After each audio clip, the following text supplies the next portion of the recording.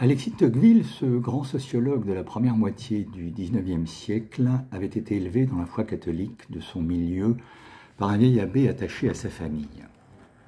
Son père avait été nommé préfet de la Moselle et il va le suivre.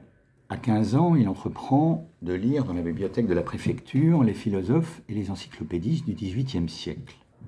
Montesquieu, Voltaire, Diderot et Rousseau, encyclopédistes que son aïeul Malesherbes avait protégés en son temps. Et ces lectures ont laissé en lui de profondes traces. Il confessera plus tard à Madame Swetchine, une de ses correspondantes, je cite, « Ma vie s'était écoulée jusque-là dans un intérieur plein de foi, qui n'avait pas même laissé pénétrer le doute dans mon âme. Alors le doute y entra, ou plutôt s'y précipita avec une violence inouïe, non pas le doute de ceci ou de cela, mais le doute universel.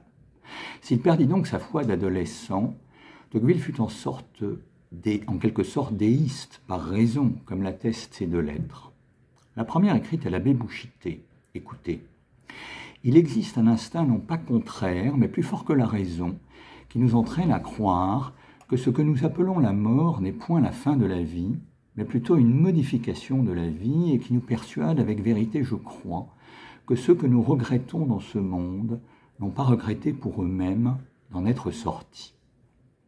Et puis la seconde, à son ami Charles Stoffels, je cite, « Comme vous, je sens vivement ce besoin de l'infini et cette triste expérience du fini que nous rencontrons à chaque pas. J'y vois une des grandes preuves de l'existence de l'autre monde et de l'immortalité de l'âme.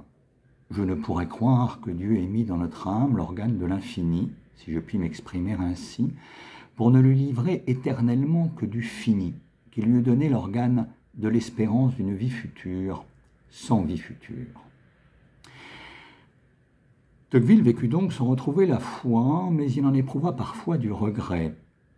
Il écrira à un autre de ses correspondants, « Hélas, la voie de la foi n'est pas ouverte à tous les esprits, et beaucoup qui la cherchent sincèrement n'ont pas eu jusqu'ici le bonheur de la rencontrer. » S'il perdit la foi, Tocqueville analysa par contre la religion, non pas dans son dogme, mais en tant que sociologue.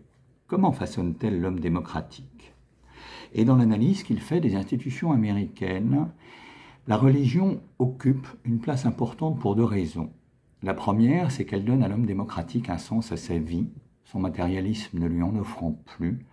Et la seconde, c'est que l'individualisme instaurant la perte du lien, lequel entraîne l'éclatement de l'état social, eh bien, c'est la religion qui va recréer du lien, de la solidarité et le sens de la communauté.